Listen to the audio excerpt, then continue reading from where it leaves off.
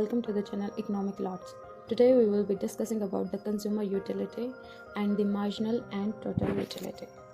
जो हमारे यूटिलिटी का कंसेप्ट होता है वो हमें कंज्यूमर बिहेवियर और डिसीजन मेकिंग में हेल्प करता है। बेसिकली जो हमारे यूटिलिटी का कंसेप्ट होता है वो कंज्यूमर सेटिस्फेक्शन को डिटरमाइन करने में हेल्प करता है।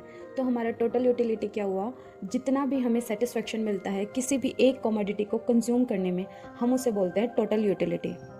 जो टोटल यूटिलिटी होता है वो सम ऑफ मार्जिनल यूटिलिटी होता है, मतलब कि किसी भी एक पर्टिकुलर यूनिट को कंज्यूम करने से जो हमें सेटिस्फेक्शन मिलता है उसे हम मार्जिनल यूटिलिटी बोलते हैं।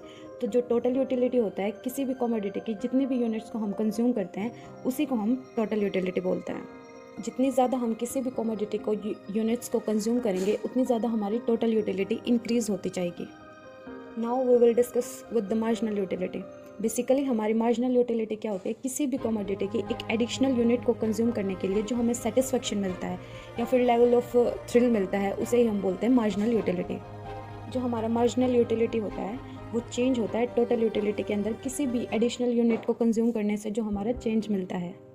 जो हमारी मार्जिनल यूटिलिटी होती है वो पॉजिटिव भी हो सकती है और नेगेटिव भी हो सकती है, क्योंकि कभी कभी हो सकता है कि हम किसी कमोडिटी को कंज्यूम करें और वो हमें सेटिस्फाई ना करे, मतलब ज़ीरो के बराबर हो। और कभी कभी हो सकता है कि हमें किसी कमोडिटी को कंज्यूम करने से हायर लेवल ऑफ सेटिस्फेक्शन मिले। Than the marginal utility can be both positive and negative. शुरुआत में जब भी कंज्यूमर किसी नई कमोडिटी को कंज्यूम करता है तो उसकी मार्जिनल यूटिलिटी है वो जो है कंसिस्टेंटली इंक्रीज होती जाती है। Now we will discuss with the law of diminishing marginal utility.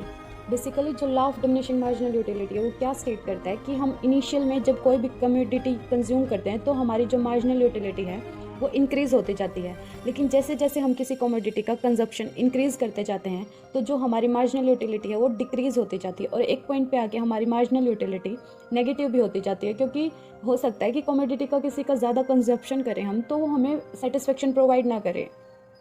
दूसरे शब्दों में हम बोल सकते हैं कि जो law of diminishing marginal utility है वो बोलता है कि जो हमारा सेटिस्फेक्शन है या फिर किसी कमोडिटी की जो यूटिलिटी है वो डिक्रीज होती जाती है with the consumption of a additional unit.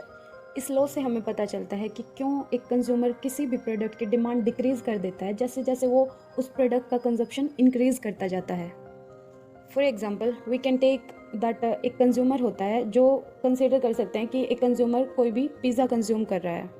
जब कंज्यूमर पिज़्ज़ा की फर्स्ट स्लाइस लेगा तो उसका सेटिस्फेक्शन बहुत ज़्यादा होगा, जिससे कि टोटल यूटिलिटी भी बहुत ज़्यादा हाई होगी।